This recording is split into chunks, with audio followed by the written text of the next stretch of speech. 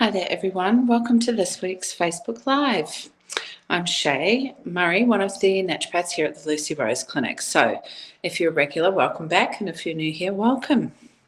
So this week we are diving into the topic of save our stomachs, right? SOS, the no BS approach to calming inflammation in the gut. So let's dive in. Gut issues are everywhere. They can be sneaky, they can be insidious, they can be incredibly obvious, they can be embarrassing, and they can be really disruptive to our lives and taking the joy away of everything to do around food and eating.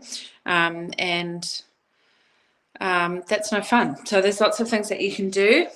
Our gut, having a good, healthy gut is incredibly important, not just for our absorption of nutrients and food, but also to support things like cognition, immune function, general sense of well-being. So let's go into it.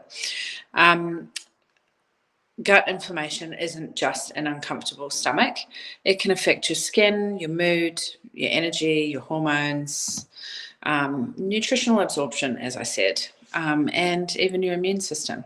So common signs include things like bloating after meals, changes to your bowel movements, so constipation or loose or alternating between the two, food intolerances or sensitivities, brain fog, fatigue and like muscle pain even, reflux, digestive pain, or feeling full too quickly. So what's happening here?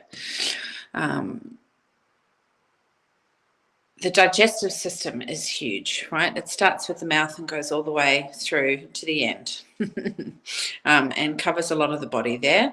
So you think of when we talk about inflammation of the gut, it's like there's a constant fire in the digestive lining.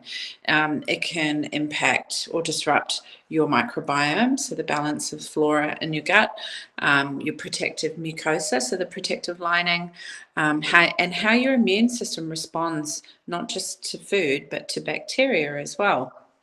So let's break it down. The major drivers we see here in clinic are stress. It's not all about food. Stress reduces stomach acid. It alters motility, so that's how quickly or slowly food passes through the digestive tract. And inflammation can be triggered via cortisol dysregulation. Poor diet, so ultra-processed foods, too many sugars, alcohol, common irritants like gluten or dairy. And one of the reasons why we do such intensive food intolerance testing here at Lucy Rose Clinic, there can be other things in there too, other little food groups or bits and pieces that can cause inflammation because you're having essentially like an immune response to food. Infections, so parasitic infections, post-viral inflammation, SIBO, medications, particularly antibiotic use, anti-inflammatory medication, overuse of other things, and food sensitivity. So if your gut is already inflamed, it's more likely to overreact even to things that you've eaten daily most of your life. So here's what works, clinically speaking. So we're going to start with food, right? Food's the first port of call. Food is medicine. We need to remove the top irritants. They're usually, like I said, gluten, dairy, sugar, alcohol, processed oils as well, processed fats, processed foods in general. Focusing on anti-inflammatory foods, oily fish, bone broth, flax seeds, hemp seeds, lots of deeply coloured fruit and veg, blueberries, spinach, pumpkin, capsicum. Using an approach that's tailored to what you need. So there's a lot of good diets out there, right? There's a lot of good dietary protocols. What matters is what's right for you. And so that's why it can be really useful to work with a holistic practitioner to help you find what protocol works best for you. Then once we've removed the irritants, we can focus on soothing the lining of the gut. So that's things like glutamine, which is an amino acid that helps with gut cell repair. calming and soothing with things like slippery elm, marshmallow root.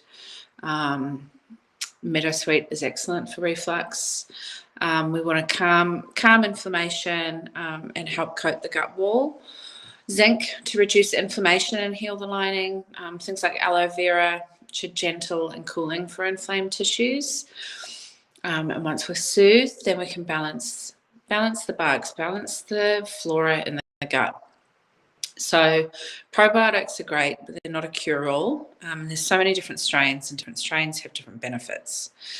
Also, too, if you're dealing with dysbiosis in the gut, something like SIBO, you may need antimicrobial herbs like oregano or thyme oil first, before then using targeted probiotics like lactobacillus or Saccharomyces boulardii that can help rebuild.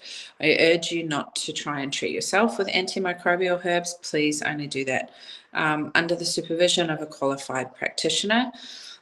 Taking too many antimicrobial herbs can be like taking too many antibiotics. You wipe out the good with the bad, right? Address stress. Seriously, you know, every week I bring this up, but, you know,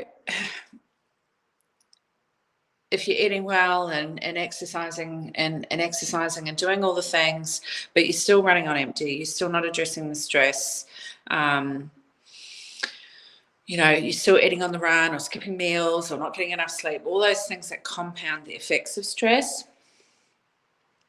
the gut will struggle to heal under that environment. So you want to make sure you're practicing mindful eating, balancing your life out with gentle moving, breath work is so important.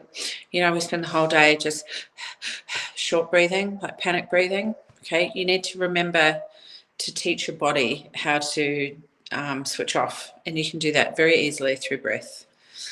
And test when needed. So if you're not getting results, functional testing can really give clarity. So we do food intolerance testing, of course, and when indicated, we also look at things like stool analysis, so we can see what's happening in terms of things like calprotectin and other more advanced kind of barometers of where your gut health is at. It can give you so many answers, and the more answers you have, the more targeted your treatment can be, because knowledge is power. Isn't that what we always say? Knowledge is power, education is key, and support is going to massively improve your chances of a successful outcome. So, we can talk about, like, I had a client recently with chronic bloating, low iron, skin issues, anxiety. And we actually did a stool test for her, and it showed elevated calprotectin, low secretory IgA, and signs of SIBO.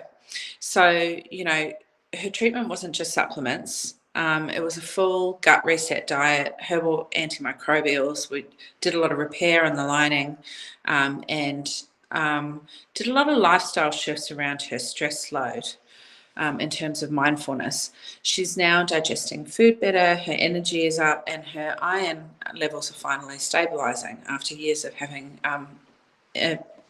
anemia. So, like everything, you know, it's not just one contributing factor. So treatment needs to be encompassing a whole myriad of things. You need to come at health needs to be addressed from lots of different angles, okay? Because we're complex beings. We're not one-dimensional, we're multi-dimensional, and that's why, you know, a holistic approach can give you such great results. So now, if your gut feels inflamed, don't just chase the symptoms. There's no band-aids, there's no quick fixes, but a layered, respectful, multifaceted approach to what you and your gut really need. If you're tired of the guesswork, if you're tired of trying to navigate elimination diets yourself, work with a practitioner who can guide you properly and support you in the process.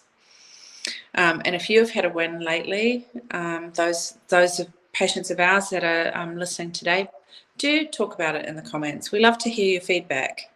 All right. Otherwise, if you're new to us and you'd like to know more, scan the QR code at the top there.